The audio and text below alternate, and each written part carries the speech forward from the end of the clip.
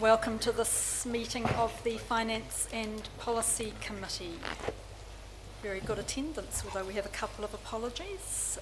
Zoom attendance is nil. The apologies are Councillor Pottinger and Councillor Bond. Would someone like to move the apologies? Thanks, Councillor Stewart. Reverend Cook. All those in favour? Aye. Aye. Any declarations of interest, councillors, in today's agenda? No, thank you.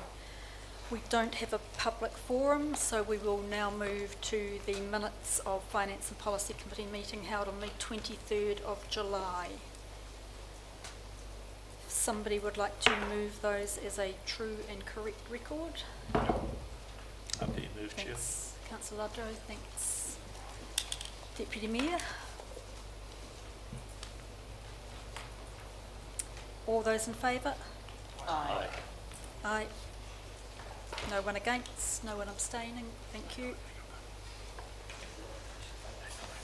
Okay, next item on the agenda is the performance report for the year ended 30th of June 2024. This is actually agenda item 6 on your board books still, I believe. We're just changing the order around. Oh, yeah. Just a slight change to order. So we do the performance report first before we do the financial update. Which does have a great deal of logic to it. And I'll included within that is the report from Great South. So Charmy is here. Charmy, would you like to come to the table? Thank you. Welcome. Thank you. Appreciate the time given to me, and it's really nice to be back in front of the entire, the Finance Committee. Is that correct? Almost the entire council. Sorry? Almost The entire council, yes. I did have a few slides. They're just moving them over. Oh, cool. Thank you so much.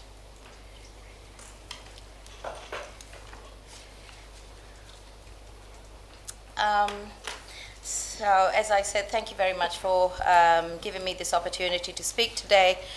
It's been another challenging year. We've had a lot of changes again, government change, I think in particular, and a contracting economic environment felt across the country.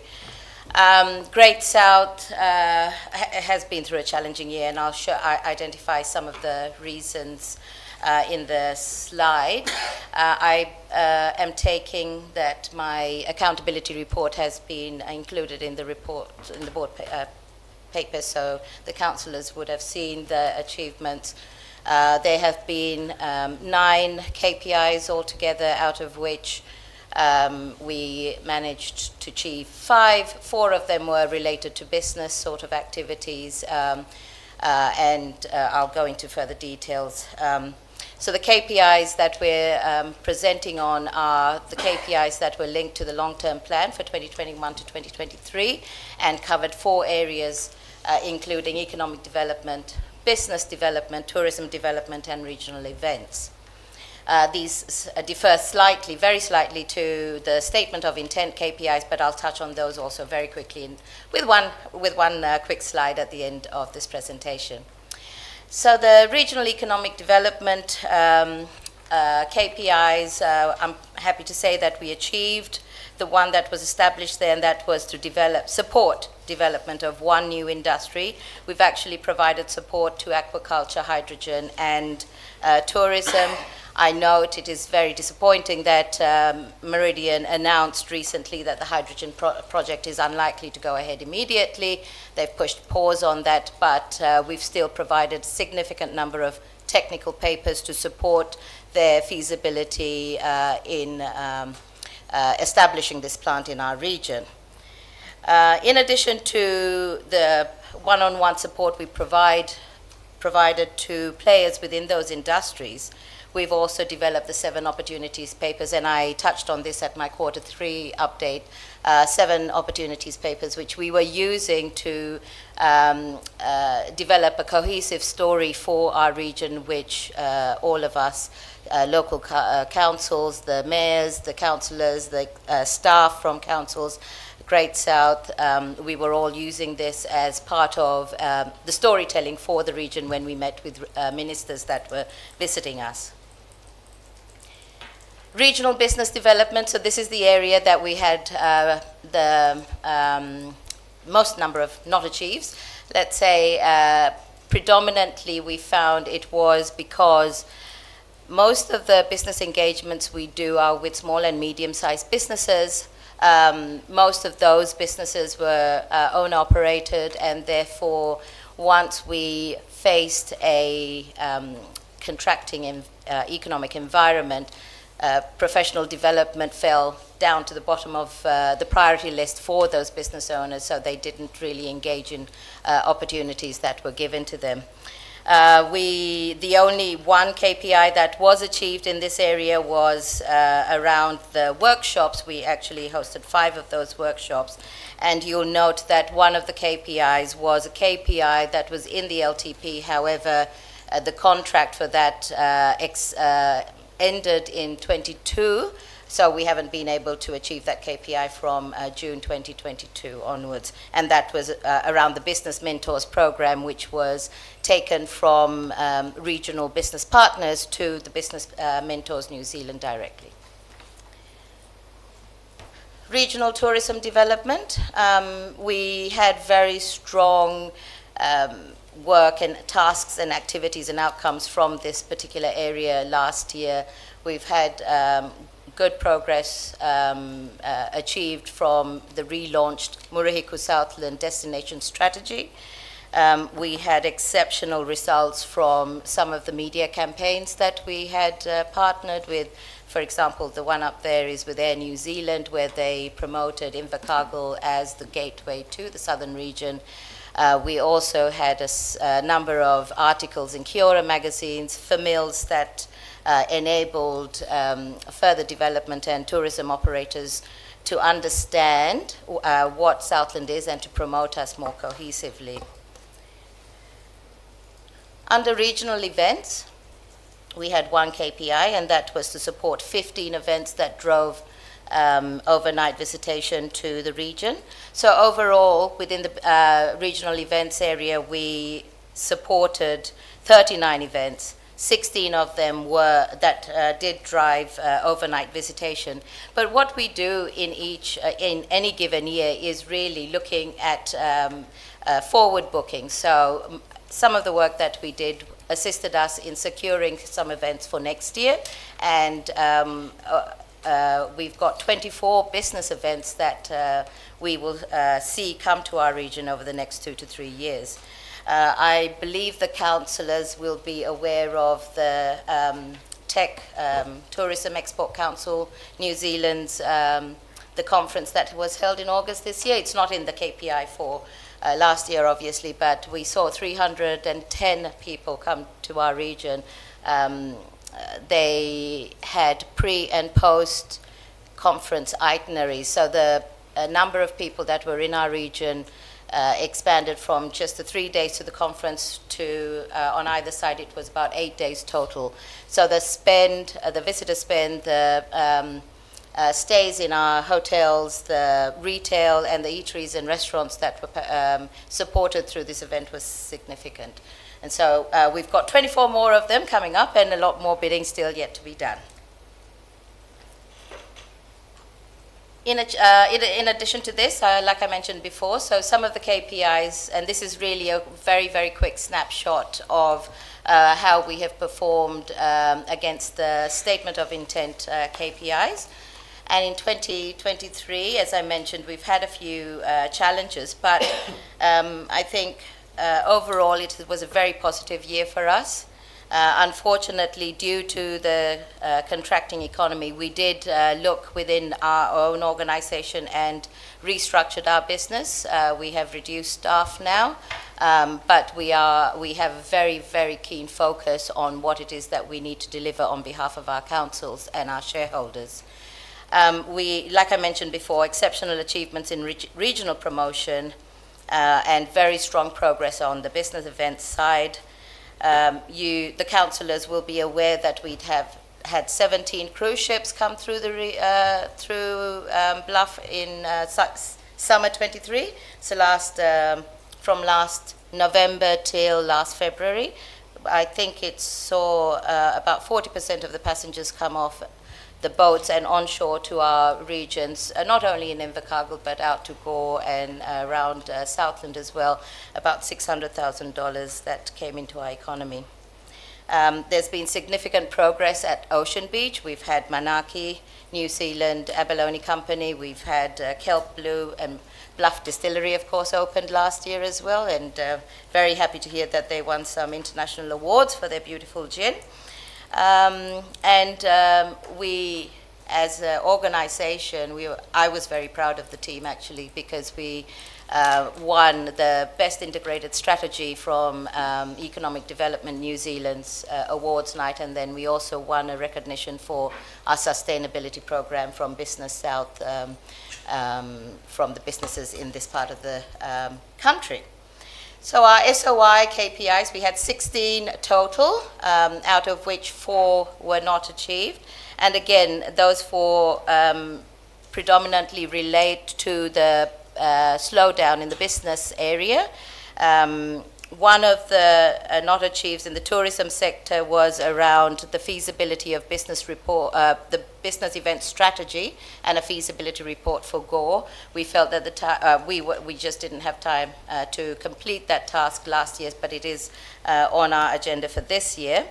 The business engagements, again, the same as we saw from the accountability report I gave to Invercargill City Council.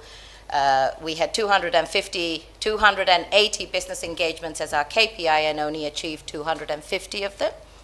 And the carbon emissions reductions, again, we've had 2 KPIs there that we didn't achieve, and that again was in association with businesses engaging with, one was the decarbonisation workshop series, and the other one was the one-on-one meetings that would following the decarbonisation journey, so that those individual businesses would embark on their decarbonisation plan, and that was the one-on-one support that Great South would provide. So those were the ones that we didn't achieve. But really, really proud of the team to have achieved quite a bit last year. I've just put in a slide there that is part of the report that we put up to KPMG for our audit this year, just outlining what it is that we did achieve, and evidence to support that was obviously supplied to the auditors. But it's very clear there and easily identified there on the areas that we didn't really achieve our milestones that we should have.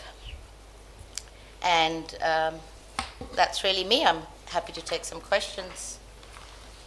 Councillors, does anybody have questions for Shami? Councillor Campbell?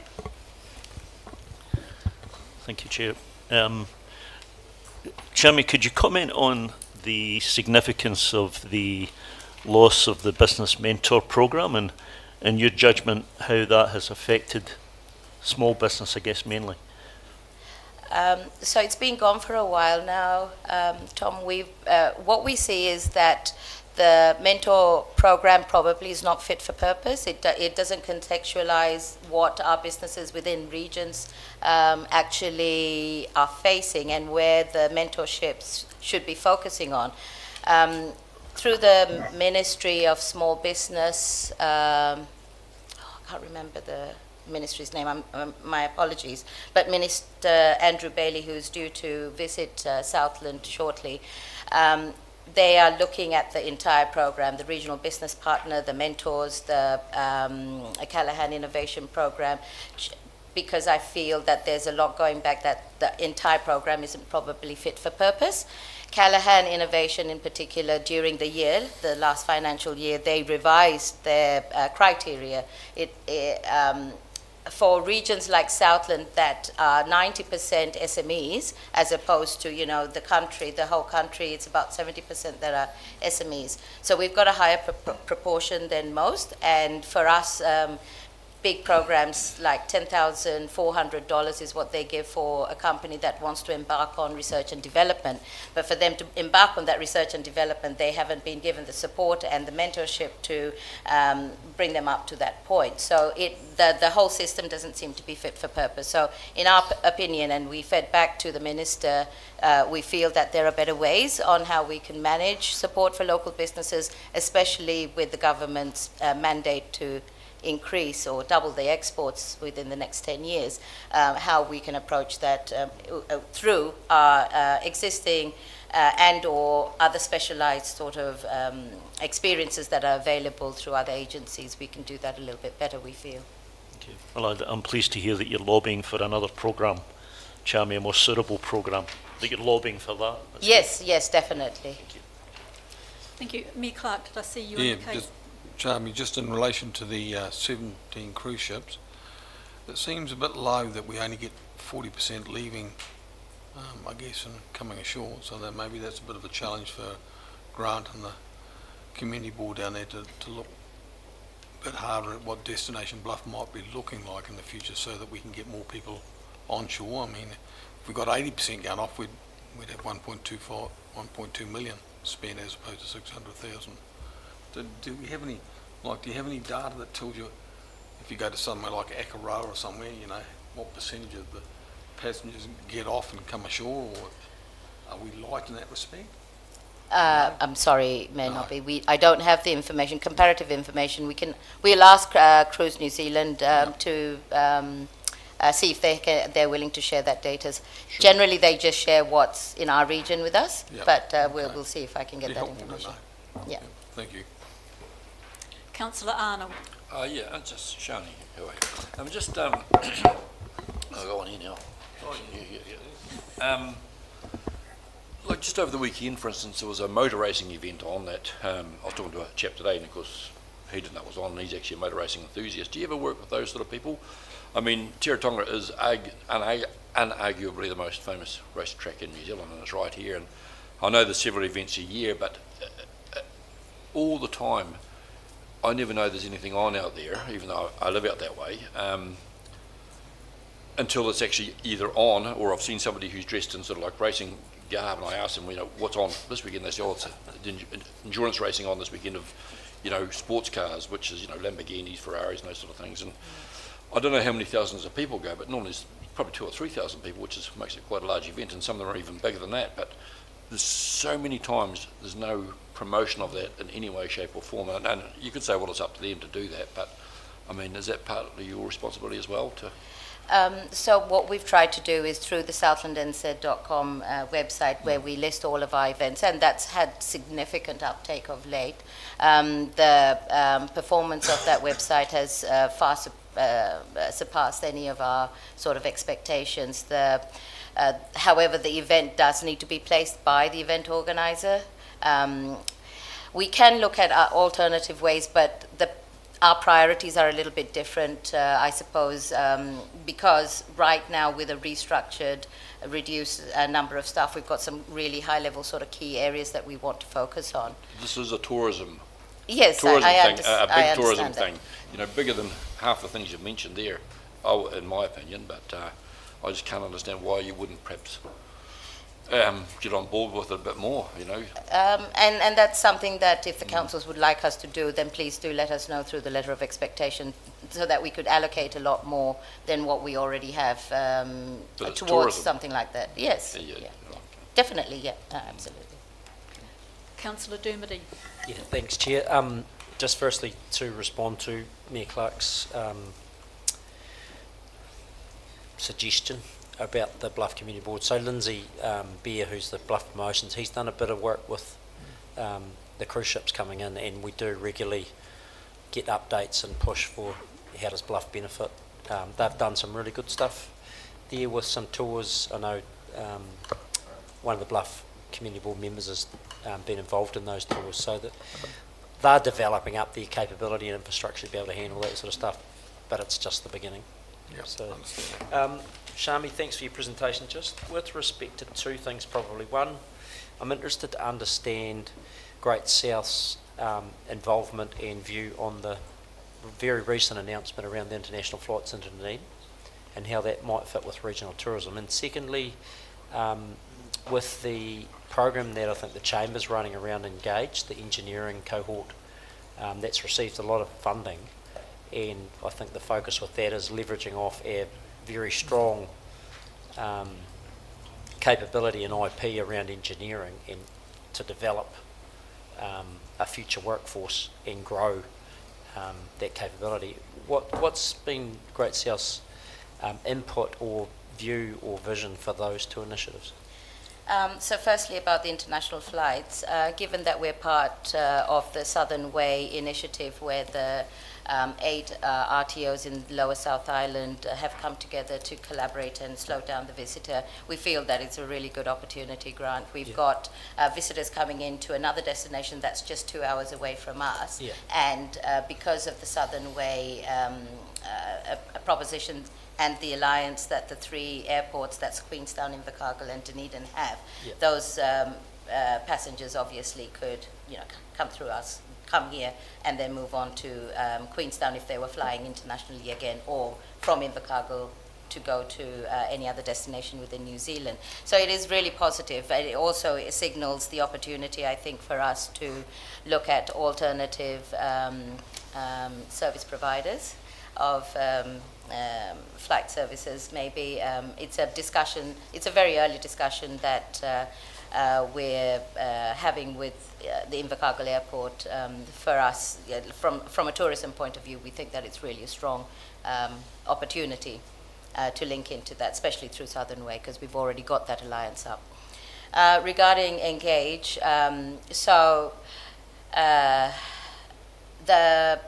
the collaboration that we have with the Chamber really is around the business community. So since they have a bespoke sort of program for engineering and developing the engineering cluster, it's not something that we really work with other than to support them if they would like us to in any sort of way. Now that the announcement for TY has been announced and we've got a guarantee of them staying here until, 2044, I think, isn't it? Yeah, so 20 years. There will be other opportunities for us to develop those engineering, the engineering cluster to support alternative industries. So as we move into aquaculture, we'll be engaging with them to look at automation options, or any of the industries actually that we have identified for our region, how we progress it and how we engage and support and or work with Engage to move into that direction. But it's very early stages for us at this point. Yeah, okay. Just a secondary. So the Southern Way, how many tourists in terms of numbers travel that Southern Way? I'm sorry, Grant, I don't have the number, but I can find that out for you. Because I suppose for the investment we make, it'd be certainly great to see an uplift in terms of if there's 180,000 people, and because of those international flights and other initiatives, there's another 20,000 coming that way. That would be good. And secondly, around the engineering or the Engage, I would have said it's a really great opportunity for economic growth off a very strong capability we have in our city, and with TY, as you point out, and some other industries as well. So hopefully, there's some economic development stuff that can happen there. Absolutely. So I will look at getting you some numbers about the tourism data from Southern Way, and with Engage, certainly we will continue those conversations with them. Okay, thank you. Shami, just a quick follow-on question. Are you indicating there might be a possibility of Dunedin and Invercargill flights being restored at some stage through Southern Way? No, I don't think so. The Southern Way is really about the visitors slowing down between the main ports. So they instead of fly into Queenstown, fly out of Dunedin and not consume anything in between, we're slowing them down so that they do travel and consume within. So they might go to Milford, they might go to Tiano. They'll definitely come. Most of them, from what we understand, come to Invercargill. Invercargill is one of the key hubs, and that's why the 3 airports are in that alliance. We did through the Airport Alliance, they did bid to do the pilot for the the alternative fuel aircrafts with Air New Zealand. Unfortunately, that bid wasn't successful, but that was one of the routes that was identified that could be a possible pilot. But anyway. Thank you for that. Councillor Broad, you had a question. Thanks, Chair. Yeah, just a couple of questions. Hi, Shami. Hi. Good to see you. Yeah, I love seeing the reports on the tangible impacts of the great work that Great South is doing. Just for my, I guess, understanding, I was really interested in those 2 cruise ship for mills that you ran, and just, I guess, how they work, and then how they, in your mind, directly or indirectly lead to, so many people coming through ships via Bluff. So basically how they work is we take the people that are responsible for developing itineraries and or opportunities for passengers, and we take them through different sort of itineraries. And so they might, over the 2 or 3 days that they're here, we'll show them the key areas, we'll show them how transportation is likely to happen, we'll introduce them to the service providers that are providing those services. Most of the time, most of the service providers partner with us to give those services free to these agents as such, and then once they go back, they put together based on the clientele that they have, and they have the demographic information obviously on their likes, interests, and so on and so forth. They'll put together some suggested activities when on shore, and that's how we progress them. So the more activities we have, the more likely it is that we can get a wider range of passengers to get off those boats and get onto our land. So either here, some of the cruises obviously went up to Stewart Island, and that also saw a peak, a rise in the numbers that went off into Stewart Island. We saw the cruise ships that are coming down are quite niche. They're not the big 3,000, 5,000, passenger cruises. They're very bespoke. They're 600, 700 passengers, and they're the higher level clientele. So what money doesn't tend to be a problem. So therefore, they might go up to Mandeville and take the tiger moth up, and so that's all within quite a reasonable term for them. So that's what we do. We show them the key places and provide those exciting opportunities, so they put it together and they then package it up and give it to their passengers. So the more opportunities we have, though. Yes. And just quickly, thanks, Chair, the Get a Life campaign, which I loved. Any Yes. Data or information or just anecdotal testimonial stories around businesses that are using that and succeeding, or? No, so I think HWR did, McIntyre Dick did, as far as I know. We haven't really gone out, and that is one of our actions for this year, to really use that now. We've got a better understanding of how people are recruiting. The issue seems to be now that there's a lot of applicants for the jobs, and I think they don't need to sell the region as much, so the campaign isn't used as much, but not on the back burner. Yeah, awesome. Thank you. Thank you. Thank you. Mrs. Coote, you had a question. Just to sort of back onto the cruise ships, and that and I know that we've spoken about this before, but work really needs to happen to create a local experience, because really they get picked up from the wharf, taken around the point, up Bluff Hill. They don't get off or explore or contribute to local economy in any way or form, and then they go to Invercargill. So, it'd be really good to have a plan put in place around that. Just in regards to what Councillor Arnold said around tourism, I noticed that you achieved one of the 2 KPIs within tourism. Maybe this could be a way of developing it further. Sorry, may I? Yep. Just with, because Tammy's still part of the master plan coordination, and so there are actions that are now going to be developed further out of that as well. Oh. So there is a plan for Bluff, and of course there's Te Taurapa o Te Waka that we need to now find about, I think it was about $40,000 to do the feasibility report on how we're going to raise the 18 million. Probably now's a good time to do that piece of work because we're in, an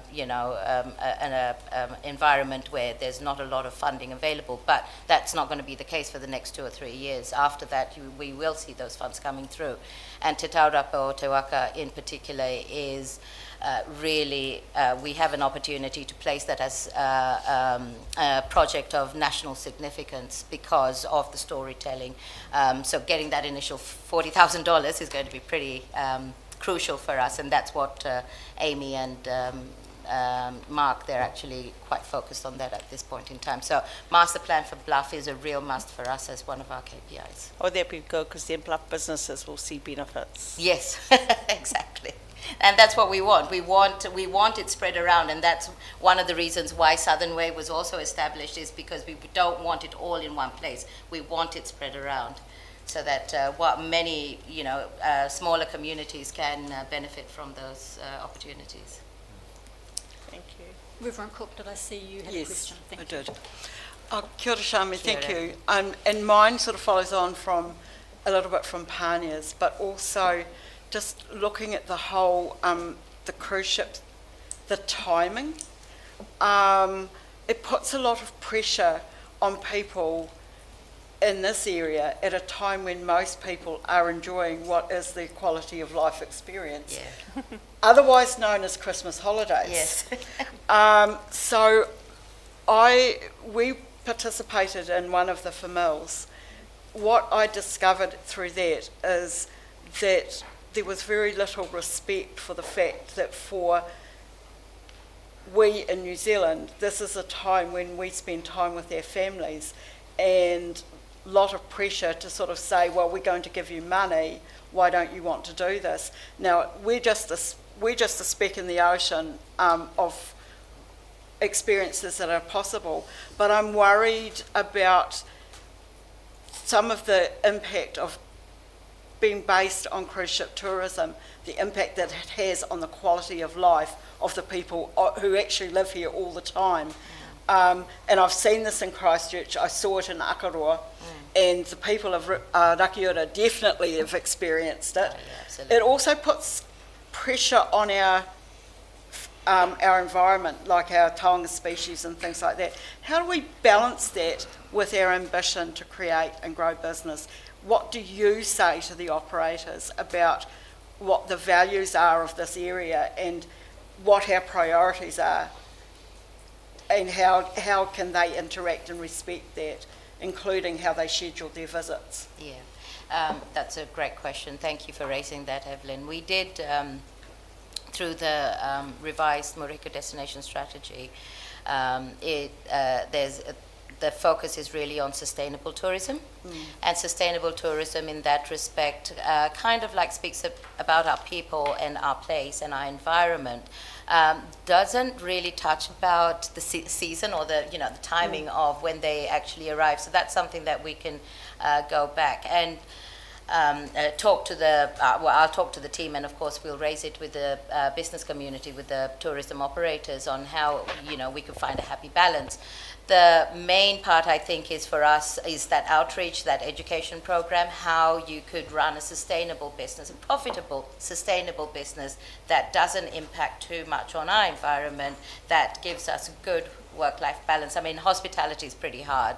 As many people know, there's sometimes no downtime at all. But providing tools and educational sort of skills and developing their skills on how we could do that, and working with them on what best suits us is what we want.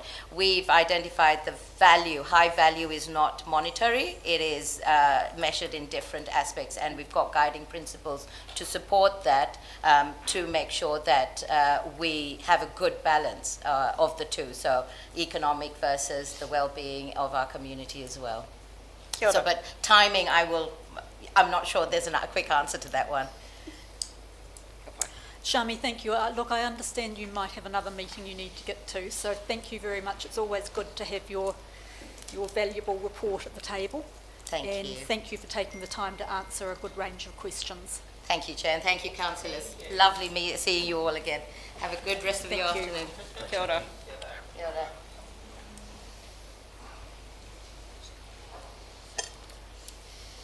Now are we hearing from Rhiannon and Jamie? With Dana and Jamie, I think. Okay, please come to the table.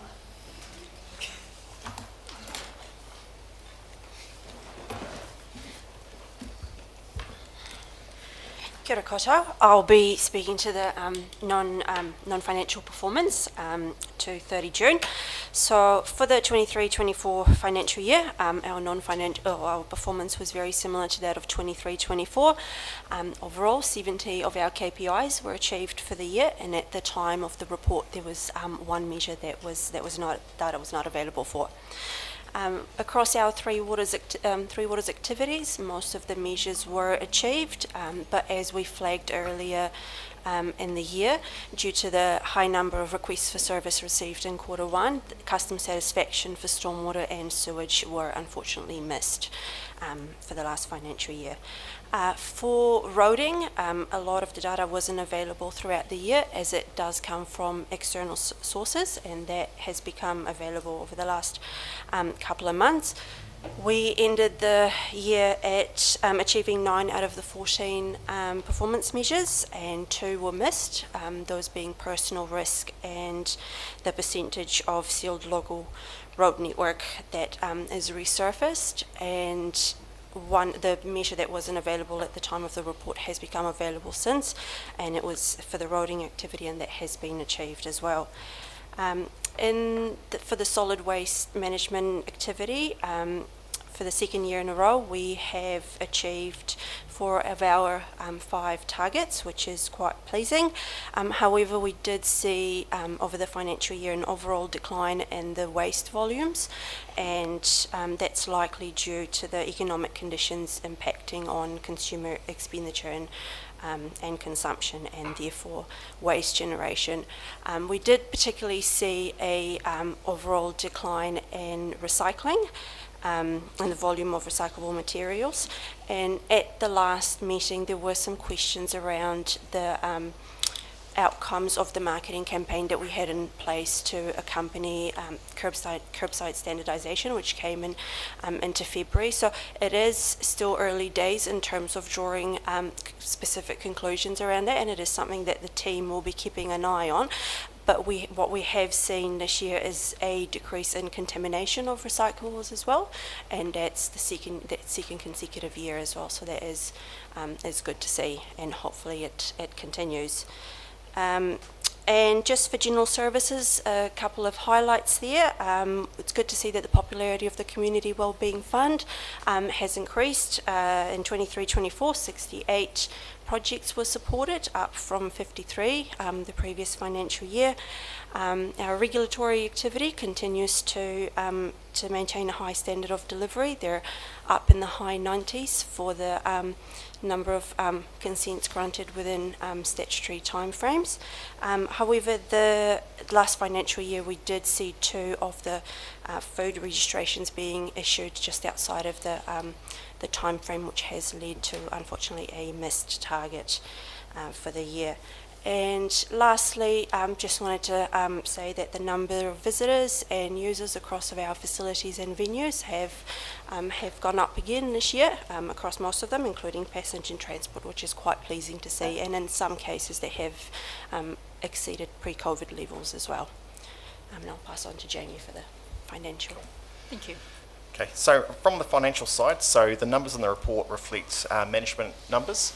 So there are some annual report adjustments that still need to be made to these numbers. So from a net operating deficit for the year, we've ended up at 13 million deficit. Now I do have a quick update on the annual report deficit where we've got to now, and that is now down to 12.6, so it has improved from when the management numbers have moved. So that leaves us about 100k difference from where the forecast actually is for the full year. Across the activities, 12 out of the 19 actually were worse than what the forecast was. And there are a couple common themes across the group. So employee costs have been higher, mainly to do with like staff levels, and also there has been a change to the annual leave policy. So that has moved from staff members who used to have 6 years experience, they used to get an extra week to 5-year annual leave. That has now been moved to 4 years. So that has increased our liability and therefore the expenses onto the P&L for this year. Other things, so contractor costs, some of the fixed ones, we weren't able to reduce them over the last quarter. There's also a bit of reactive maintenance which we've had to keep going, and also consent numbers still remain low, so the revenue's low in the regulatory space. From the capitals area, so we've achieved $48.9 million of capital this year. This is very consistent with the last two, so we've kind of set ourselves a new benchline of around that 50 million mark. The forecast, it's 97% of the forecast, which is good, so what we've planned to do, we've said we've done. It is a wee bit different from what the annual plan was, but some of those projects have been moved into the next year of the first year of the following LTP. We'll take questions from there. Councillors, questions to either of our presenters? Councillor Campbell and then the Mayor, and I'll take others. Councillor Campbell. Could you just give a little bit more information about the increased costs associated with moving from 4 to 5 weeks? I cannot actually find the amount that's increased. I mean, you've made reference to it in the paper, but I couldn't find an actual amount in dollar terms. Also, if we have moved from 4 to 5 weeks after a different amount of time, then is that a 1-year impact? Because you then obviously you have to accrue for all of the leave, which is, or is it going to reflect? Is that increase going to reflect every year? So this year was a adjustment year. So that movement, the liability, because the liability has gone up, means the expenditure has been brought forward in a way. So we recognise the expense this year. So anyone that was on that 5-year, 4-year level, they now, the expense has been recognised this year.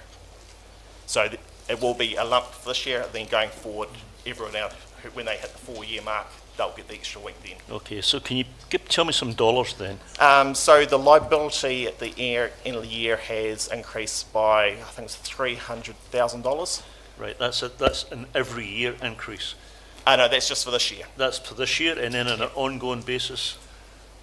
It'll just return to what it was. I can't remember off the top of my head how much difference there is year on year. Sorry. Okay, but the 300, sorry, Sheriff, you bear with Yep. me. The 300,000 is an adjustment, a larger adjustment, isn't it, than what we then see going forward. Is that correct?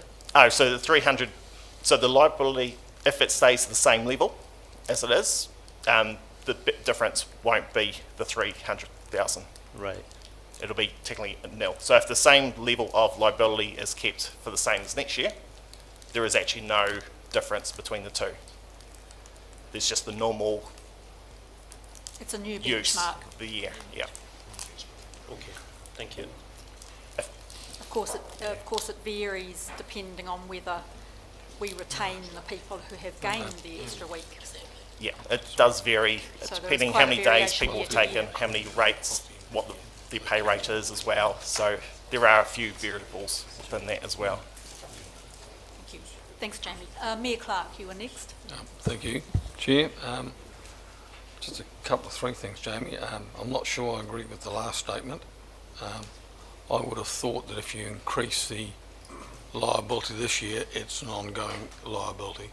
So while we're 300,000 up this year, we'll be not up next year, but we will be 3,000 up next year than what we were last year. It's because you do accrue annual leave, so what leave is unused carries across. There'll be an extra week's potential unless we encourage people to take all their leave in the year that they become entitled, and people will be getting that entitlement 2 years earlier than they would normally do. So I think there is some liability beyond this year, but the two questions I do have are around you mentioned in your report about accrual accounting that we've done this year as opposed to last year. The cost just landed where the invoice landed, I guess, which is a simple way of putting it. Yep. That accrual accounting will have had a negative impact on this year's budget compared to last year's. No. That's not a trap question. I'm just No, saying no. that we're actually paying for. Yeah. Last year we had some costs that went across the end of the financial year because the invoice didn't get to us in time. Where this year we're actually accruing for that. We're saying, hey, we've got some liability here. The invoice might not come till the 2 or 3 months from now, but the impact is in this year, isn't it? So we still accrue at the end of each financial year Yep. anyway, as we're required through the audit process and that. Okay. So as we go through the year, because we are technically cash accounting during the year, Yep. it means we are actually receiving like 2 lots of payments or expenses in that final month. Okay. So we've reflected that in our phasing Yeah. of the forecast to Yep. reflect that. So Yep. June is actually a very high month when you look at it month by Sure. month from expense side. Yeah. Probably more so than last June. I don't know, I would have to Yeah, have a look at that's that. right. Yeah. The other issue is I'd like to know what happens to the $18 million short-term loan that we granted to the holding company and through the holding company to ICL. And given that we are now going to go down to ICL and they have a full rental situation going forward for 5, 6 or 7 years, does that impact on that short-term loan? Do you know? I'll pass that one to Patricia. Through you, Chair, I'll answer this one. That loan has actually been repaid already. Oh, okay. So it was a loan to holdings for the purposes of buying shares. Yep. And when we bring the annual report through, we'll bring some more comments in relation to the value of the loan that we Yep. have to ICL as well. Okay. And you are correct, Mayor, there is an impact, a positive impact on that loan as Yep. a result of us moving into there. Yep. Okay, thank you. Thank you. Grant, I've got you on the list. Yeah, thanks, Chair. Just 2 questions, one around the annual leave and then one around the change in behaviour around waste. So just to be clear on the annual leave policy, that's an internal change to policy, and it may not be a Jamie question, it might be a Michael question. That's not a regulatory change we've had to make, it's an internal policy? Through Self-Chair, that is correct. It is as indicated, it's an amendment to our current leave policy going forward, and the effect that's been described will be less than the number that you've actually heard, because that's the total net variance, and going forward it'll just be your normal variances, which is about 100 and 150k per annum that you get on your bottom line. So the net difference is somewhere in the tune of around 100,000 in relation to that impact on your performance report. Yeah, so if a staff member leaves, do they receive payment for that leave that they've not taken, even though we've gifted them an extra leave, or they're not able to claim it? Through Self-Chair, yes, they would be in relation to their entitlements. Part of legislation was heading towards the five weeks anyway. This is us being proactive in relation to the fact that the legislation was looking at going that way early anyway, so it's making sure we're more aligned. Yeah, because I'm aware of other commercial organisations that do gift leave, but it's not able to be paid out if a staff member leaves because it's a gift that they've given in addition to their regulatory compliance. So I think that's something we need to sort of have a think about. Second thing is just around the, I think you mentioned about the change in behaviour you're seeing early stages around the education program, and then the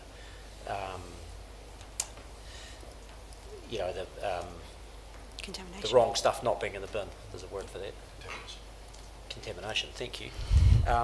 So, would we do a follow-up survey just to almost ask people, as a result of the education, have they changed their behaviour? Because it'd be good to know if that's actually worked for any future stuff we do around waste. Have we thought about that, or do we have any other evidence that links it to, because of the education program, they have changed behaviour, or is it just could be incidental? I don't know. I'm just looking to try and see whether we can get some really strong indicators around, does education that, like we did, work? Because it has a really massive impact on us, in terms of all sorts of, post-collection services. So it'd be good to know, get some really strong feedback around what the change of behaviour is about, and is it education or whatever. Yep, through yourself, Chair. So contamination is something that we monitor, that will be something that we monitor on an ongoing basis, or we will be able to bring the new numbers to you when we do the Q1 reporting. Absolutely. In terms of change of behaviour, I'll let Erin speak to the survey part of it, but it's definitely something that the team will keep an eye on, and my understanding is that there will be some work done around the website as well in terms of looking at how traffic goes, sorry for the lack of a better word, Decontamination. and there's also a tool on the website, on the WasteNet website at the moment, where people can search what goes in what bin. So I think there will be work done around that to monitor that traffic, and I'll let Erin speak to the rest of it. Thank you. I think one of the key things that we find around waste is that it tends to be a mix of a couple of issues that create contamination. Some of it is simply a lack of knowledge, which we're obviously working on, but some of it is also, I guess, people being time poor and not doing the right thing when they know what the right thing is to do. Unfortunately, we find that, as I understand from the industry, we've not run one here in Invercargill, but we have looked into it, that the surveys tend not to reflect what's actually happening for people. People tend to be a lot more optimistic about how good their behaviours are as opposed to what they actually are. And so the tendency is to actually look more to those raw numbers of actually what are we seeing coming through the curbside collection and ticking that at the coalface. We obviously see that come through the contamination figures, but the other thing is that when we do as part of our waste management and minimisation plan, and we do the waste swap analysis, where essentially we go through full inspection of our household waste to actually see what's coming through the waste side as opposed to the recycling side as well, to understand that other side of the issue around what are people not understanding in terms of what's recyclable and what's still going into the waste. So we do tend to monitor it more at actually what's physically happening in terms of what we're collecting, as opposed to how people think they're doing. Okay, thank you. Councillors, any further questions? No? Thank you both very much. You're released from the table. Okay, we have some recommendations, unless you had anything to add, Patricia? No? We have some recommendations in front of us. Receive the report, note the measures achieved.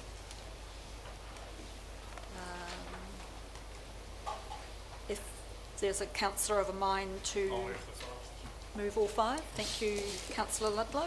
Someone, Councillor Doomer, seconded. All those in favour? Aye. Against? Abstaining? Thank you very much. Okay, we will move on to item 6, tab 5 of your agendas. Trudy's. No, You're Trudy. too soon. No. Yeah, come on, Jamie. You're She's next. just got to get it She can't wait.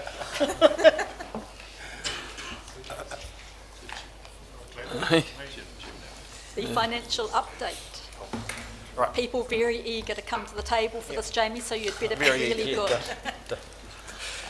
Okay, so I'll go first on this one. So this is the financial update. So the two bits I'll talk about is the net debt and the expense analysis. Firstly, on net debt. So the position as at the end of July was 79 million for the net debt balance. We've only had one big size movement for July, and that was the repayment of the ICHL loan for 18 million. And what we've done is we've put it onto a short-term deposit up to the same date as the borrowing that we raised it to match it off. There is a slight difference between the interest rates of 0.04%, so that results in about $2,500 difference. Not favourable, unfortunately. Also in the net debt area, I've included, as requested, a comparison of our net debt position against a couple of the other councils. That's good, actually. You'll see we're pretty much in the middle of the range. The shapes are very different for each different council because they're all in their own different situations. But I've also included at the back of that section just to show you what rates revenue they are getting. So some of the ones that have like N-shaped ones, they actually have a lot more rates revenue coming in. So that's why that's causing what that shape is. So it's going down further. Whereas ours is quite consistent, so our net debt's quite consistent as well. From the expense side of things, so again, just a reminder that in this report it's comparing the actuals against the annual plan. There's also a quick breakdown of what makes up our miscellaneous staff expenditure in there. So ACC, should I say, training, and a few other costs and pieces in there as well. So the variance to the plan is 4.6 million for the year. And again, common themes, it's the staffing level again. Depreciation, so we got our roading assets revalued at the end of 22-23, get the year right. So that's flowing through into the actuals for this year, and because we don't receive those numbers till after we've locked down the annual plan, that's why there's a variance there. And the other one is contracted costs, which we've seen higher numbers in the solid waste and passenger transport area. And I'll pass it to Stephanie for the others. Stephanie. So my portion of the report looks at sensitive expenditure and then debt management. So just with the sensitive expenditure, I'd like to table it as read, just with one clarification. On the third page, there's a council subscription for NZLGA. So that's actually, the $10,656 is only 2 months of that subscription. The full subscription, annual subscription paid was actually $63,763. And just with the debt management portion of the report, I'd like to table that as read unless there's any questions. Thank you. Okay, councillors, questions? Mayor Clark. So on the sensitive expenditure, on page 16 of board books or page 13 of the physical report, at the very top there's 2 events: event costs mayoral reception, events cost citizens ceremony, and that's for the lease of this building. Now I can't get my mind around why, if we hold a citizenship ceremony in the old chamber, we paid nothing, and yet we come across here to a building we own and we pay about $1,000 for a 2-hour lease or 2.5-hour lease or whatever it is. And I know they probably want to get the operating costs for this place right, see how much it's used and what revenue it increases, but getting revenue from yourself just seems to be a little bit of a false accounting, I think. So something for Patricia maybe. But these are rentable spaces, Mayor Clark, in this building. I understand that, but we're renting it to ourselves. Patricia, did you have a comment you wanted to make on that? I to some extent agree with what the Mayor is saying. However, the way which we have set up the venue's activity is that they have certain revenue targets. So because of those revenue targets, and to the extent while they're renting to us, they can't actually take any other fee-paying customer at the same time, we agreed that that would be appropriate, that we would actually also pay those costs. Okay. So Patricia, would you describe it as a paper exercise? It is a paper exercise, yes. Thank you. So the other question... Councillor Ludlow. Oh, sorry, the other question is for Jamie, and it's in relation to the total revenue and the and our current self-imposed limits for borrowing. So the report says that we've got a current $150 million debt level. So that's not debt, that's not net debt. That's just our borrowing level. And I just want to clarify, because I've asked this before, and I'm not sure that I get clarification for it. Is our borrowing level self-imposed at 170 million? Is that right? Is that your understanding? Whereabouts are you looking? Oh, look, in the report it says that our total revenue is 127.4 million. What page, page? on page, sorry, What page Lee 28. Clark?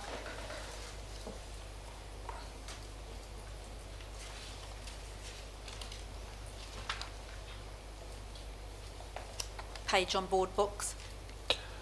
That's more than I can tell you. It's in the financial report that you've given us. Yep. Is it in the net debt section or the... I don't want to know about net debt, I just want to know about borrowing. So we've Mayor always said... Clark, could you just speak a bit more Oh, closely? sorry, to the we've mic, always- please? we've You're always just- said you're that- going down as time goes on. Yep, we've always said that our self-imposed borrowing level sits around $170 million. And why I'm asking questions, and not trying to trap you, like, is that if you take our total revenue of 127.4 million and you multiply it by the local government formula that you can borrow up to 280% of your revenue, that means we could technically borrow up to $356 million if we wanted to. Now, we're not suggesting we go to the limit of 280, but some councils have gone to their limits. And I just asked that question because that might be in our mind as we go forward around Three Waters. Yep. Do we need a CCO to safeguard our ability to afford local water done well in the future, or do we have enough headroom, I guess, on our current borrowing? Yeah. So in our policy, we actually use, well, it's not 170 million, it's 180% of the revenue, and it's based on the net debt balance, not the borrowing itself.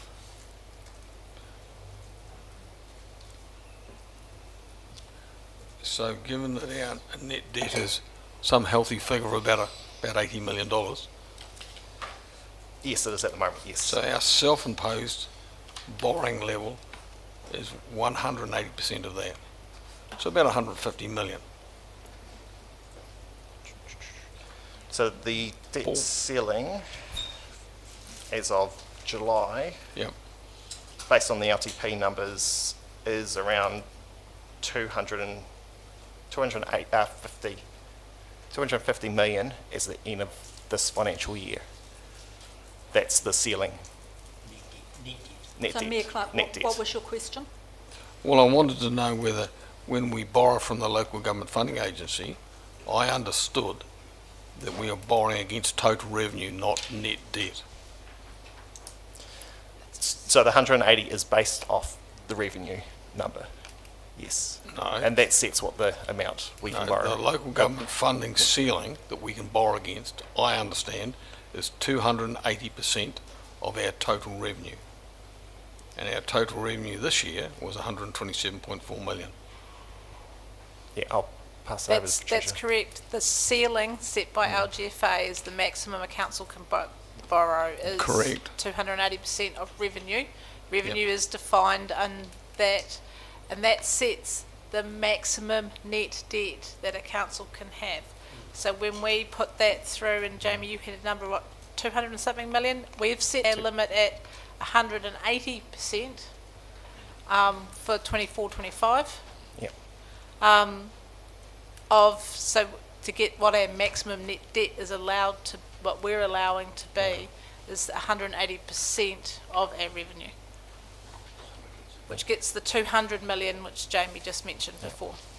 So what I'm seeking to clarify is that self-imposed level, we can go beyond that if we decide to, If we changed our financial strategy, yes. correct? As opposed to using a CCO vehicle to offset our three water costs going forward if we had to. So it's an alternative. We do have quite a bit of headroom if we want it. Well, would it be an impact on revenue? We'd have to look at the revenue impacting, because council's revenue would decrease. Sure, I understand that, thank you. If I can, So just before I call the next speaker, Patricia's got a clarification. I've got a just to go clarification, back a couple of to go back a steps. question before in relation to the sensitive expenditure items and the costs from the Civic Theatre for the citizenship things. One of the team has popped something into my inbox as we were talking. Most of those costs are actually the catering and the cleaning costs associated with using this facility, rather than straight room hire. Yeah, don't really want to dwell on that too much, but I would have thought when we had the Chinese delegation here, the cost was about a third of the citizenship ceremony, and they were here for about the same sort of period. So we had a Chinese delegation here not too long ago. The cost is just a fraction of that amount. That included catering and cleaning as well. So I just wonder why we get a $1,400 bill, but that's okay. Okay, thank you for that clarification, Patricia. It will no doubt be a continuing conversation. I can remember years ago SIT had this debate on a number of occasions over various departments paying for the hire of other parts of the complex. So it is an ongoing debate. Councillor Dermody, you were next on the list. Yeah, thanks, Chair. Really like the graphs, team. I think it's good for us to benchmark ourselves against pretty similar type regional councils, so thanks for that. My summation would be, well, actually the question is the affordability that other councils are showing linked to higher increases in rates over their long-term plans? Is that a reasonable summation? So they're sort of 10+% where we're dropping down, so therefore they're planning on collecting more revenue, so therefore their debt curve bends.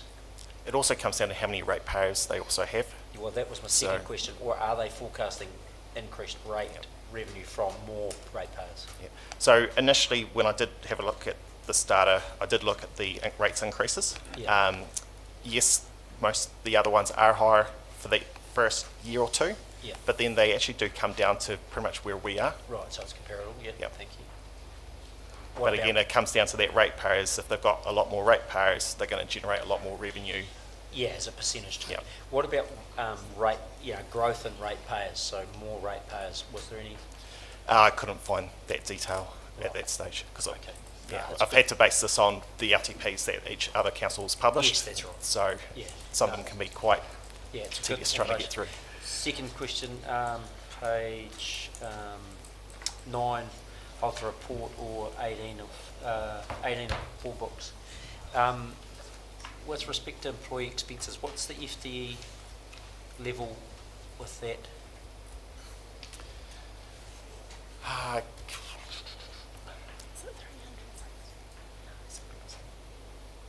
We'll have to pull that and come back to you on that, councillor.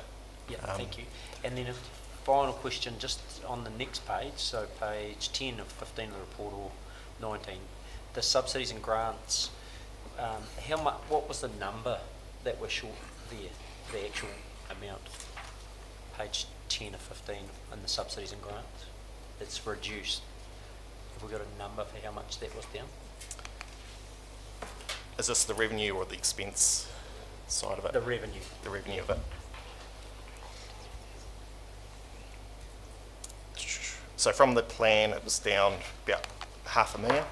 Right. But again, some of that is to do with the timing of when we receive it. But Yeah. also we've been through the consultation with the museum. Some of that funding is no longer available. Yeah. Or Yeah. It's still to come.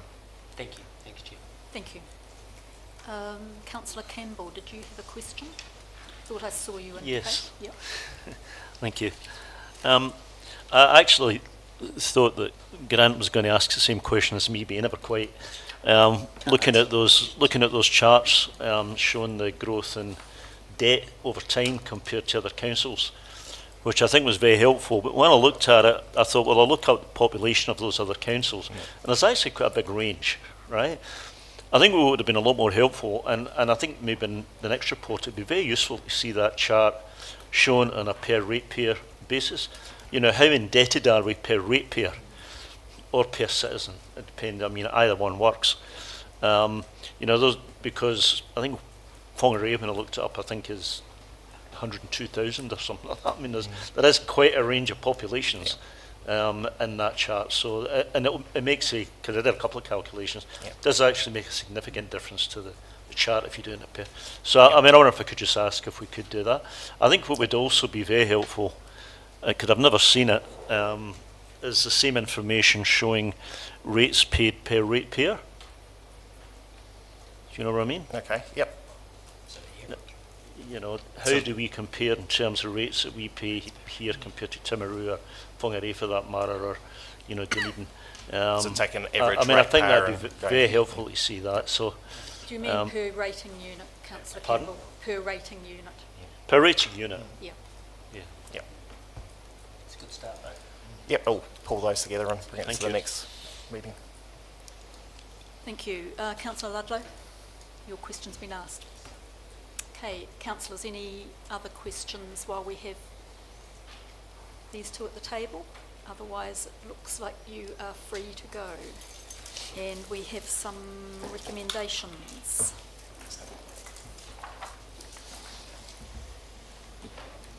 Once again, we seem to have, if there's a councillor who has a mind to perhaps move all four together. Yep. Councillor Dermody, seconded Reverend Cook. All those in favour? Aye. Aye. No one against? Abstaining? Thank you very much. Okay, Trudy, your moment has come. Next item on the agenda, unbudgeted expenditure request to support council operations. Welcome. Tēnā koutou, tēnā koutou, tēnā koutou katoa, Chair Soper, Mayor Clark, councillors and mana whenua representatives.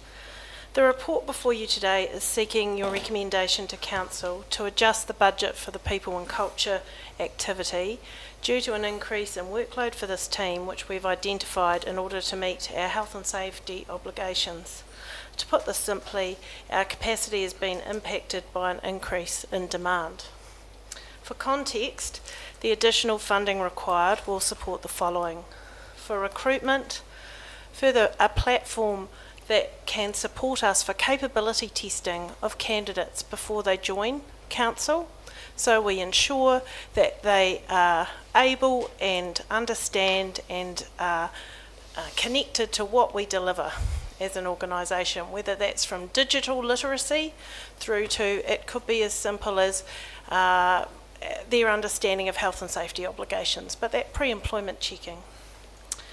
Currently it's ad hoc, manual and inconsistent, and if we can streamline that and have a process that we're able to enable, that will make it simpler for the team and free up their time. We also need to have some additional spend for technical specialists. While the employment market has changed significantly, as you heard in the previous report, for some technical roles down here we're still struggling in a war for talent, especially like for example in a project manager space or an information technology space, but we are seeing an increase in candidates for some of the more general roles in the organisation. We also need additional specialist HR support to help with the workload volumes. We do need specialists who are able to interpret employment law and different conditions so they can provide the very best or the best service possible to our teams that we can afford.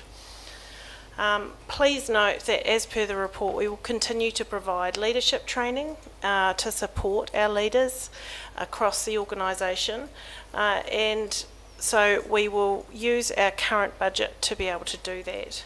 On page 3 of the report, you'll also notice that this year we're planning to implement a human resources information system for the very first time at Council.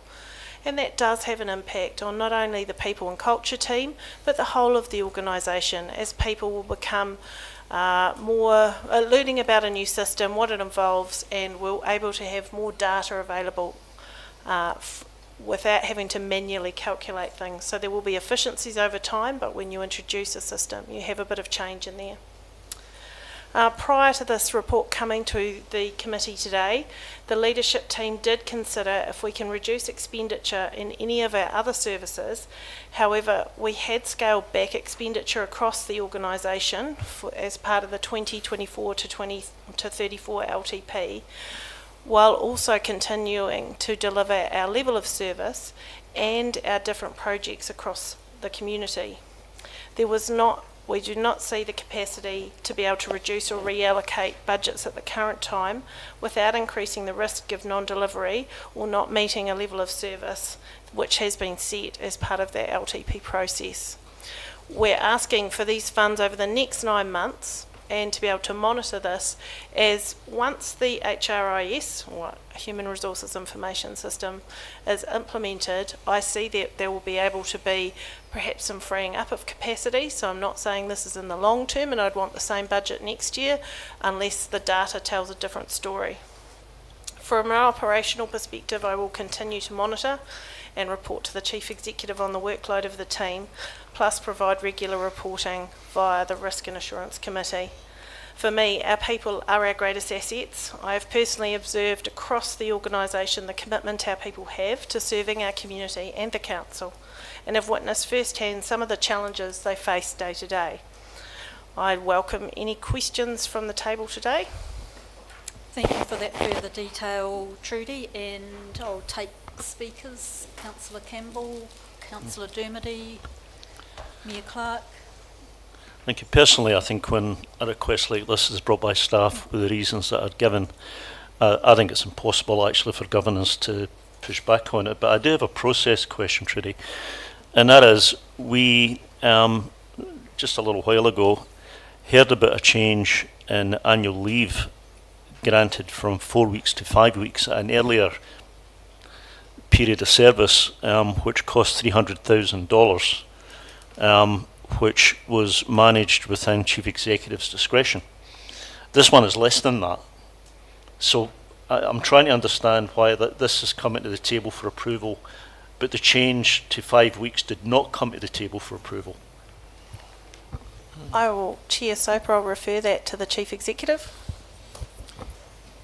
Through yourself, Chair, as highlighted when it came through in discussion in relation to those weeks service, the adjustment that was in there doesn't equal the full 300. It's from calculations, it's probably around 75, the adjustment, which is under the threshold for the CE component.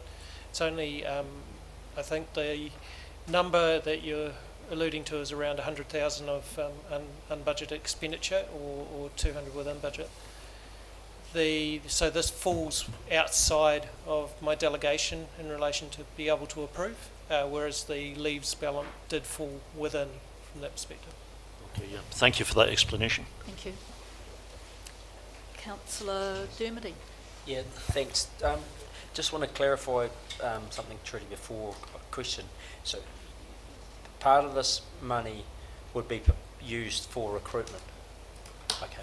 So on page 11 of 15 of the financial report, we spent $521,000 on recruitment in 23-24 and $364,000. Was that money well spent? If we're saying we've got recruitment gaps, yet we've spent that amount of money, that's, I have to question, why, or what job those recruitment agencies are doing if they're not screening people properly that fit the purpose of our work. I mean, that's a question. And then the second thing would be the line below that on that same page, training and travel. I know the split's not there, but there's a training and travel allocation of 863, and then increase to 970. Has it been looked at that what we're spending in those areas can be reapportioned into what you're looking to do, or we can change the way we use recruitment agencies to ensure they do actually do their job properly to find the people that work well within our business? So, thank you, Chair Soper, through you.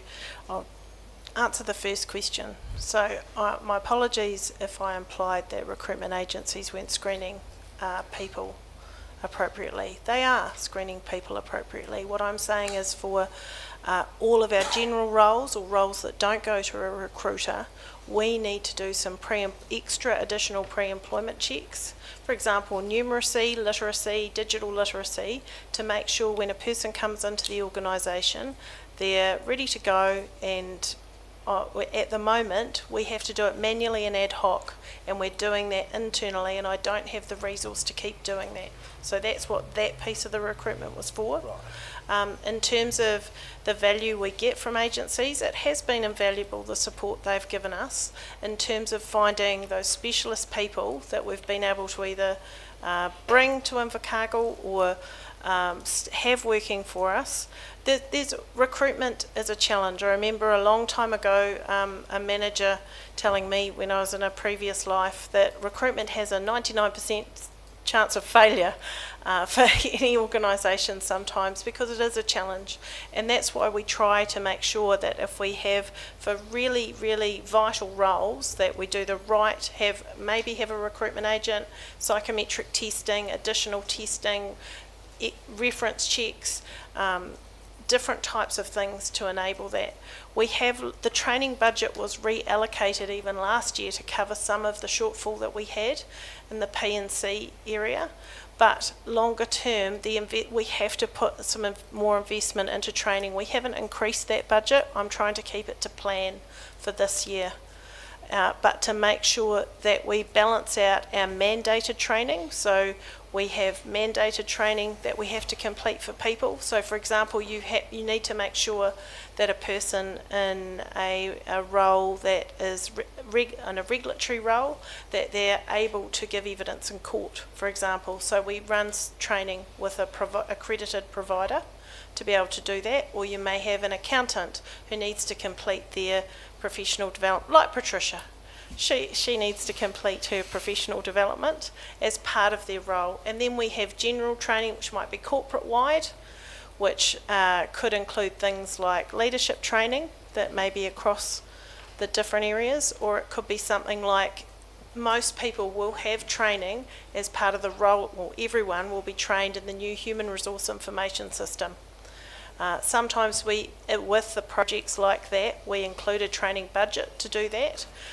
We've been running training recently on the introduction of Microsoft Teams across the organisation, so that people are able to use the new tool that we're enabling as part of our licensing. Have I answered that question, Councillor Dermody, or? Oh, we've got a couple others now. Certainly. If I may, Chair. So, I'll indulge you, Councillor Dermody. Thank you. So you referenced the recruitment spend that's in the report is linked to specialist roles, so it's not for generalist roles, so I understand that. Normally yes, that's the case. So how many generalist roles would we recruit on average each year? I could not do that off the top of my head. I can come back to you with that though, but we do hundreds. Okay, and then how many hundreds? Well, if you think about it, well, because remember, we've got a very challenging, well, not challenging, we've got a complex operation from employing casual lifeguards right through to employing a chief executive. So we've got part-time people, we've got roles in customer services, we've got roles in libraries, we've got roles in aquatic services. So we have a lot of generalist roles. Yeah, well, why I asked the question is I think in risk insurance we see, I think our turnover rate was about 15%, and we're told, I think last time I asked was 480 employees, so 15% of 480 isn't hundreds.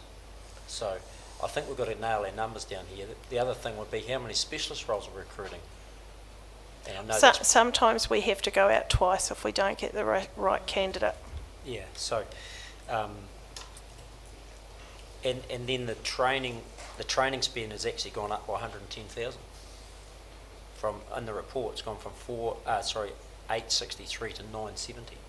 between the 2 years. So the training spend's actually gone up by 110,000. Yep. So what have we done with that money? Sorry, I don't understand. So you're talking well, I think I heard you say 22, we 23 or 23, 24? We've got 23, 24, 863,000. Uh-huh. Oh, sorry, it's a reduction. Yeah, my Reduction. apologies. It's a reduction, Yep. 110,000. Yep. Right, okay. Paul reads the wrong way. Yeah. Okay, so Ms. I need more Mayor training Clark. Normally it goes the other way. Yeah, thank you, through you, Chair. Look, I support the ask for the extra 265,000 to be allocated, but I don't agree that we should be funding it through a rate increase or a borrowing increase. Sorry, Mayor Clark, can you just speak Oh, into the sorry. microphone?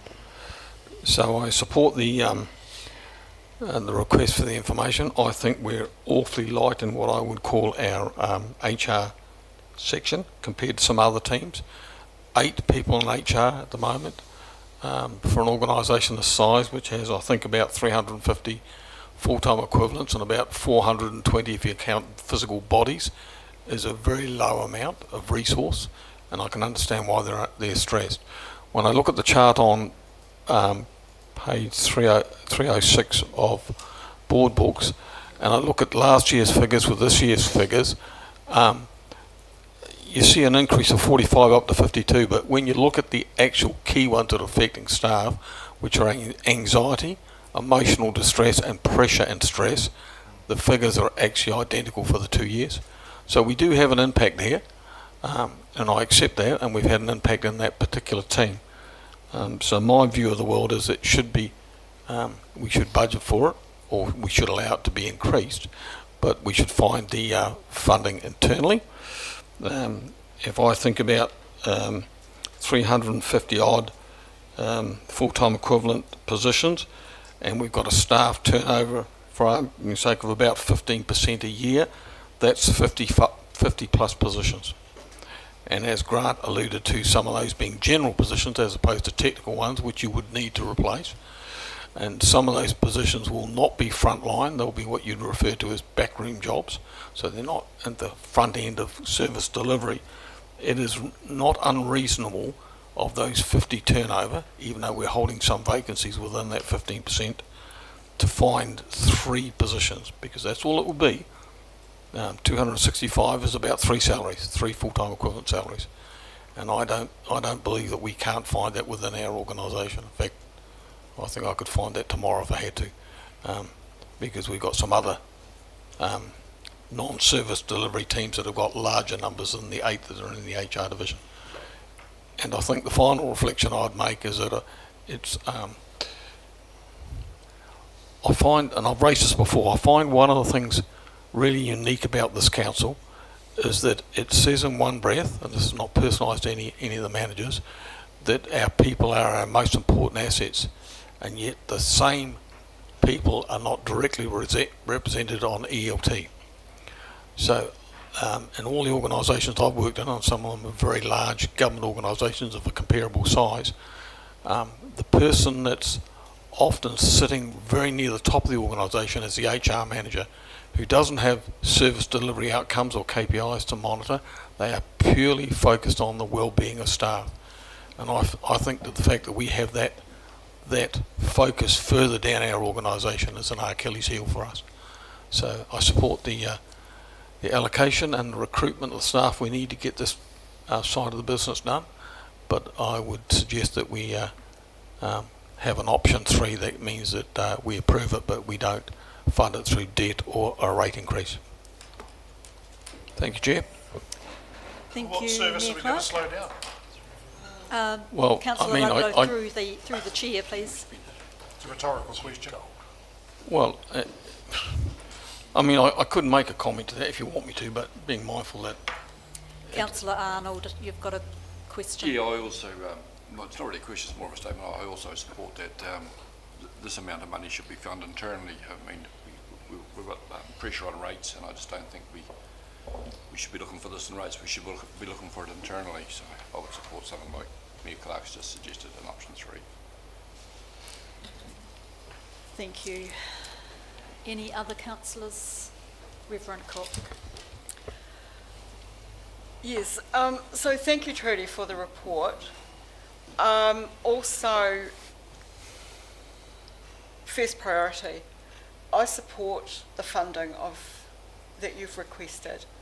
And the reason I'm not going to say find it from the back room is that I spend my life on marae. If the back is not working, never mind how flash the clothes are on the people at the front, the cracks show. So the people who work at the back are just as important as those of us who sit around here. They're vital. And if their care and welfare is not our priority, then the motto that we have, our city, Ngāko Aroha, is just nonsense. I've said it at this table before, and I'll say it till my last breath. The people that we have here are our biggest asset. It's not our buildings, no matter how flash or new they are. It is the people who work in them and who provide supported services to us and to the ratepayers of this city. If we don't care for them, which includes the HR team, they need to be supported and cared for as well. They need to have adequate staffing, they need to be able to deliver services that are required of them appropriately. And if we don't fund it appropriately, it's not going to happen, and we will have unforeseen circumstances, I believe. So I am speaking in support of this application, but I'm also wanting to say that we met with the disability community this morning as part of the hearing. I'd like to see us include in what we are recruiting for as a criteria people who can work with takata whaikaha. Because I think that what came up really clearly this morning is that is a gap in our service delivery. It's something that doesn't cost us a lot of extra money to make sure that we address in our recruiting and in our employment, but the idea that somebody from the deaf community or somebody from the low-sighted community feels that they're not going to get service from our organisation saddens me. When perhaps it's not been a high, no, I'm not going to put it on anybody who's doing employment, but we need to prioritise the ability of our frontline teams and our service teams to be able to deal with people who are challenged in their engagement with us. And so just encouraging you to take that on board for what it's worth, but I do support this. I think we neglect this at our peril. I do recognise what Koromatua says, it has a cost, but I think it's a cost we have to meet. And if it cannot be done from within our own resources, I have no reason to believe that staff are misleading us when they say they can't find those cuts anywhere else, then this is a bullet we have to bite. So, koena. Thank you, Reverend Cook. Councillor Campbell and then Mrs Coote. So, I mean, I think we've got to do what Trudy has asked for, because otherwise it would be, you know, in my view, completely inappropriate for governance to prevent that kind of initiative. However, in terms of how we fund it, I would just observe that last year, because we've received the financial report just before, last year we budgeted 33 million, pretty much exactly 33 million for employee costs, and we spent 34.4 million, 1.4 million over, which is allowing $700,000 as 1% on rates, so that's 2% of rates increase over and above what we had planned.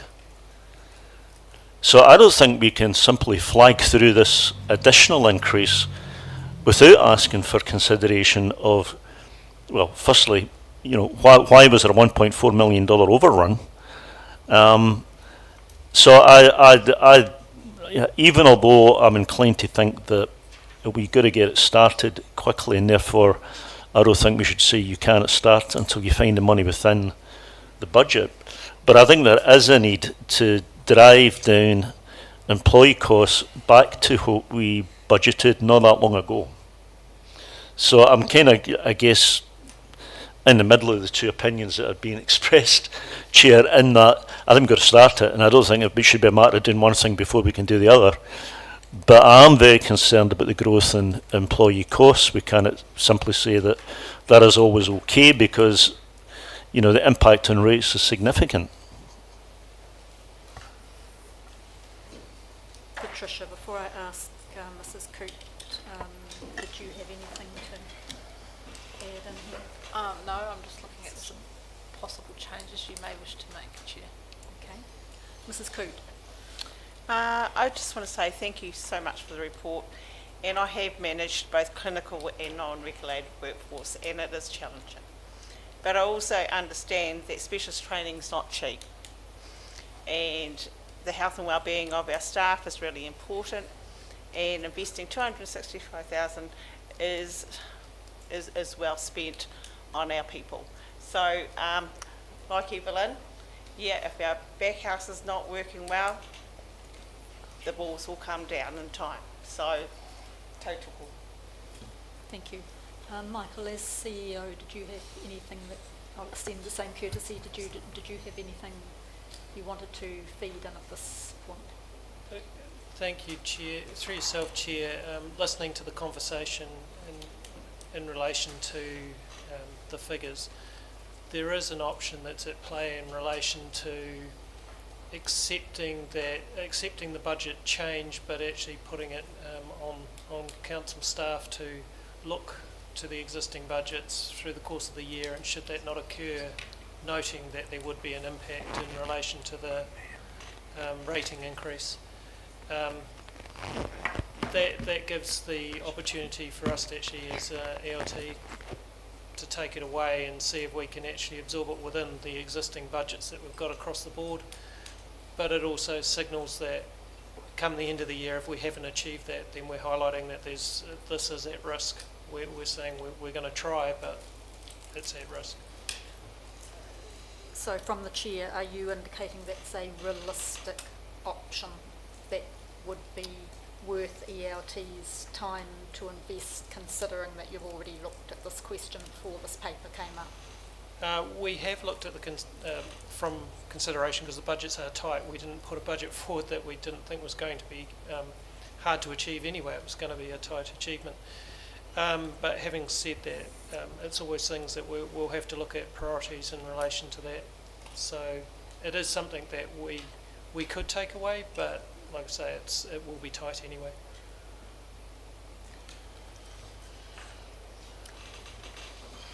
Okay, councillors, there's no one else with any input to make, questions? Chair, I was only going to say there that I support what the Chief Executive has just offered. I don't know whether that needs to be anything other than minuted, as that that discussion took place.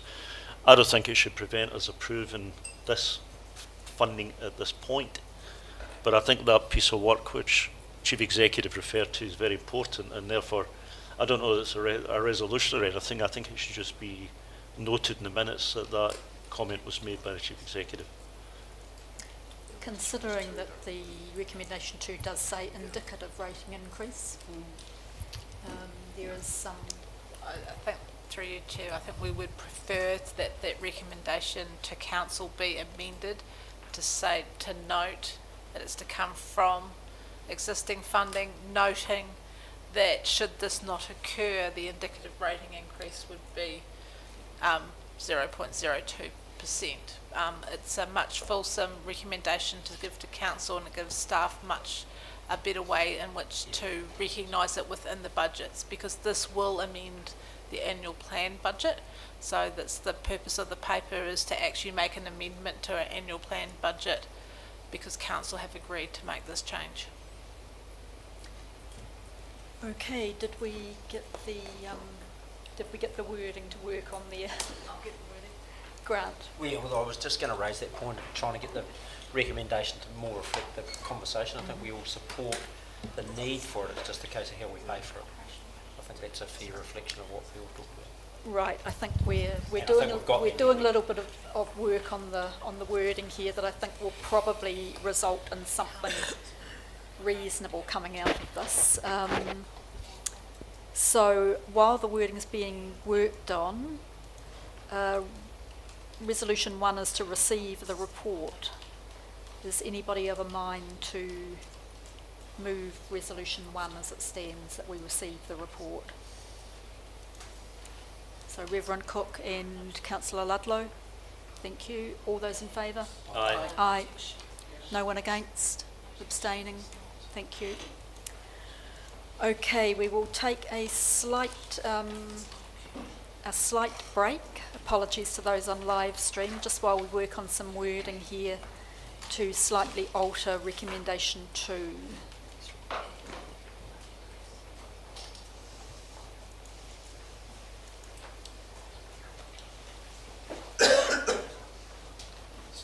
So, Chair, if we are taking a break, can I just ask a question there that it suggests that a rating increase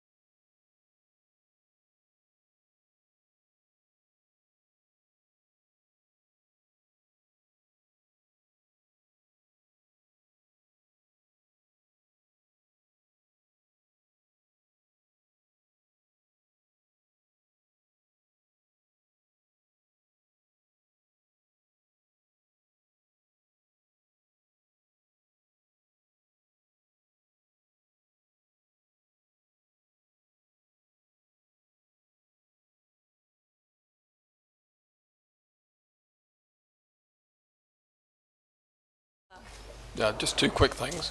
Up there you've got noting that this, should this not occur, I think the word would is poorly worded. It should be could be in it as opposed to would be. And the other thing is that I've sort of always been told since I've been on council, which is not a long period of time, that we can't use borrowing to run operational costs. Want to clarify that? Through you, Chair. It's not preferable for operating costs, but because we can't rate for it in this particular year, Do you understand that? and that's the reason why effectively we end up having to borrow for it, because it's now past the ability to rate in the current year, rather than rating next year's ratepayers for this year's costs. We would just add it into the borrowing. But we're not going to actually borrow the money for the 265. We'll run it this year, and if it runs over, then we borrow. That's exactly. Yep, thank you. Okay, so we have an amended Resolution 2 and the same wording for Resolution 3. If someone is prepared at this point to... Yes, I'll move. You're moving, Mayor Clark, both 2 and 3? Yep, thank you. Thank you. If I could have a seconder. Thank you, Councillor Ludlow. Any further discussion?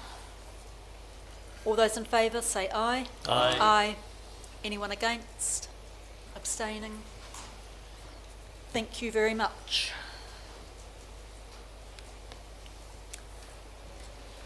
Okay, councillors, that brings us to the end of the public session of this meeting, and we are needing to move into public excluded for the various parts of the proceedings of the meeting from this point, with the exception of Mr. Stuart Harris, Chief Executive, Invercargill Airport Limited, and Mr. Grant Lilly, Chair, Invercargill Airport Limited. Councillor Ludlow, can I have a seconder? Deputy Mayor Campbell, all those in favour that we move into public excluded? Aye. Aye. No one against, abstaining? Thank you. Okay. Thank you to those on live stream for being with us, and we welcome you to the next council meeting and future committee meetings.